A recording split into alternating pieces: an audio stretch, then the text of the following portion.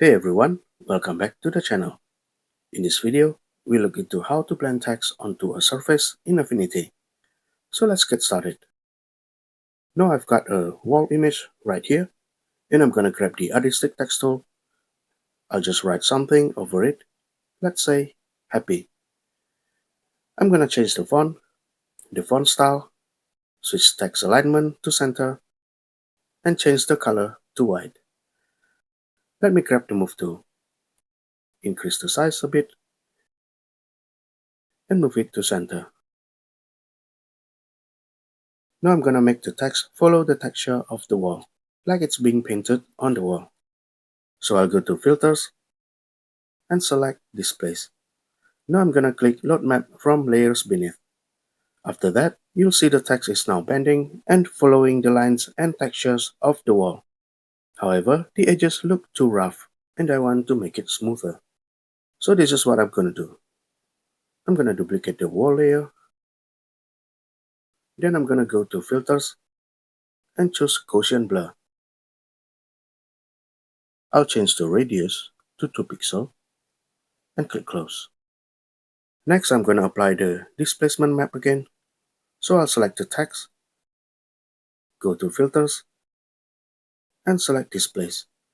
I'll click Load Map from Layers beneath, and here you can see the edges have become smoother.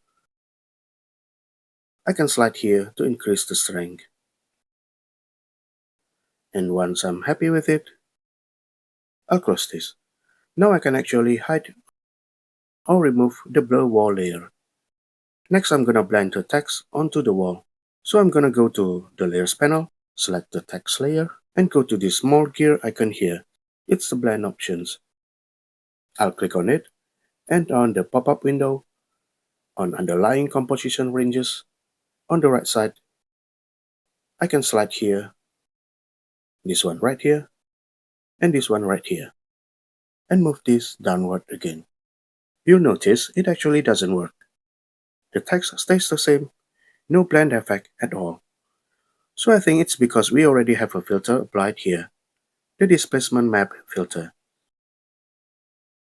Well, actually, it's easy to fix this. I just need to group the text layer. So I right-click on the text layer and click Group.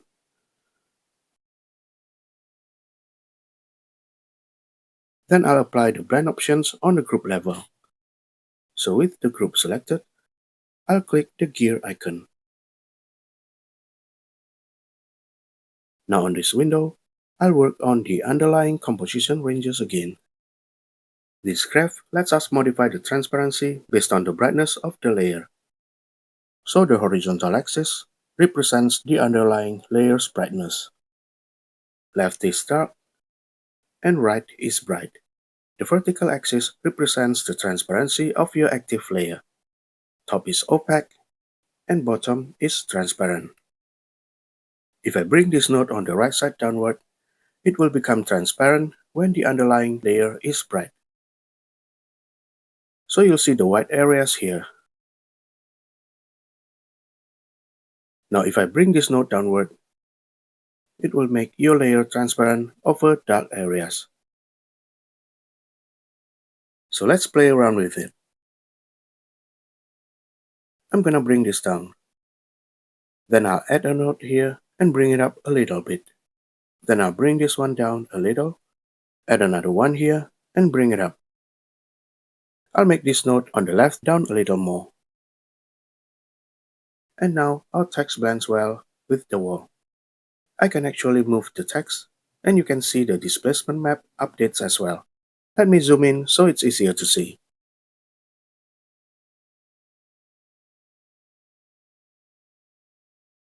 The text is also editable. I can change it to something else. So that's pretty much it. If you have any questions, leave me a comment below. Thanks so much for watching, and have a great day.